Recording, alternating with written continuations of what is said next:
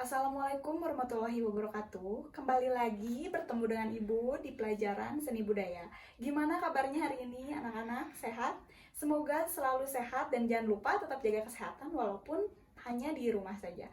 Ibu ingatkan lagi, walaupun kita belajar di rumah, belajar secara online, tapi kita harus tetap mematuhi jam pelajaran. Tidak ada yang terlambat atau mungkin bahkan tidak ada yang mengikuti pelajaran. Jangan sampai terulang atau terjadi. Oke, sekarang lanjut lagi untuk materi selanjutnya, yaitu menggambar ragam hias. Jadi pada pertemuan kali ini kita akan membahas tentang materi menggambar ragam hias. Adapun prinsip ragam hias, jadi ragam hias ini adalah salah satu warisan karya seni yang disebut juga dengan ornamen. Nah, ornamen ini berasal dari kata ornare yang berarti menghiasi. Dengan penambahan ragam hias pada suatu produk, produk tersebut menjadi lebih indah dan menambah nilai ekonominya, sehingga penghargaannya juga bertambah. Dengan contohnya misal nih, meja dan kursi yang dihiasi ukiran di seluruh atau sebagian permukaan, nilai keindahannya dan ekonominya akan lebih tinggi dibandingkan meja dan kursi tanpa hiasan. Kalian bisa bayangin ya, meja kursi dihiasi ukiran dengan meja dan kursi tanpa hiasan. Ragam hias juga dapat digunakan sebagai identitas atau ciri khas suatu daerah. Misalnya, ragam hias Papua, ragam hias Kalimantan Timur, Sulawesi Selatan, Lampung, Sumatera Utara itu pasti berbeda-beda. Setiap pulau pasti berbeda-beda karena berbeda pula ciri khasnya. Nah, ragam hias ini disusun dari sekumpulan pola hias, sedangkan pola hias disusun dari sekumpulan motif hias. Misalnya ada motif geometris, motif manusia, motif hewan, motif tumbuhan, dan motif benda alam. Selanjutnya ada jenis ragam hias. Jenis ragam hias ini dibagi menjadi 5 kelompok. Ibu akan menampilkan dulu gambar dari jenis ragam hiasnya.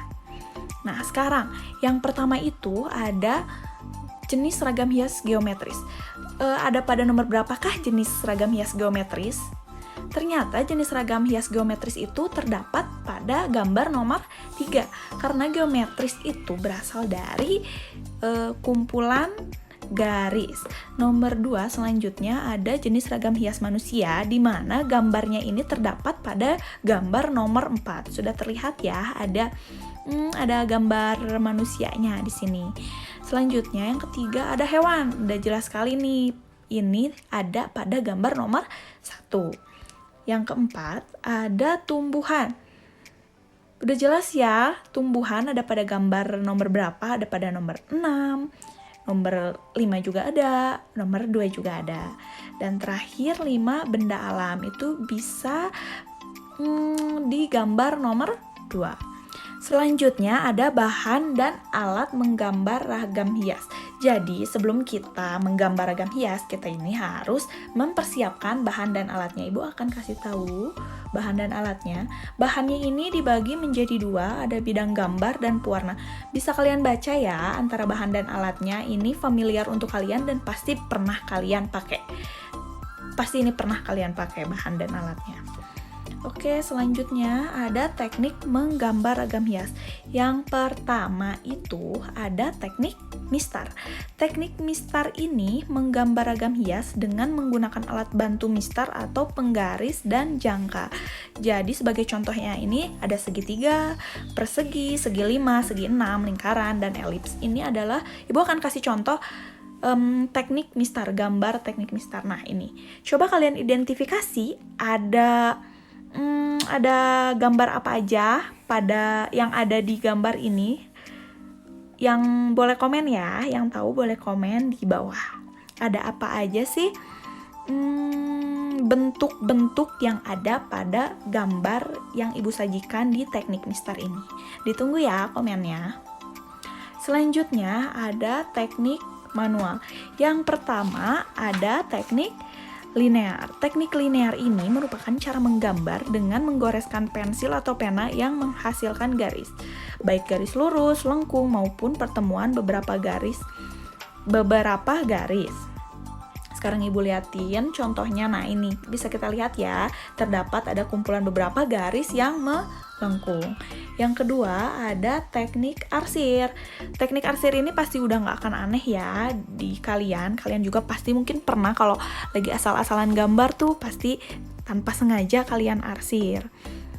Ini contoh gambarnya. Yang ketiga ada teknik dusal. Nah, Ibu rasa ini udah dibahas ya, teknik ini udah dibahas di bab yang sebelumnya, bisa kalian baca lagi ya. Yang keempat pointillis, yang kelima teknik akuarel, dan yang terakhir ada teknik plakat. Bisa kalian ingat-ingat lagi pengertiannya di bab yang kemarin. Sekarang lanjut lagi, terakhir ada prosedur menggambar ragam hias. Yang pertama, pasti menyiapkan bahan dan alat dong. Kalau nggak pakai bahan dan alat, kita mau menggambar menggunakan apa? Yang tadi udah disebutin ya, bahan dan alatnya yang udah ada di dalam tabel. Lanjut, kalau kalian udah menyiapkan bahan dan alat, kalian bisa menentukan tema ragam hias. Karena bukan hanya hasilnya saja yang dilihat di dalam berseni itu, tetapi bagaimana sih tema, bagaimana sih konsepnya gitu. Jadi ini juga penting ya, tema di dalam membuat sebuah karya. Yang ketiga, menentukan teknik menggambar, apakah itu mau pakai pointillis yang kumpulan titik-titik, atau mau teknik arsir yang udah nggak asing gitu, atau yang lainnya yang kalian kuasai. Yang keempat, menentukan bidang ragam hias.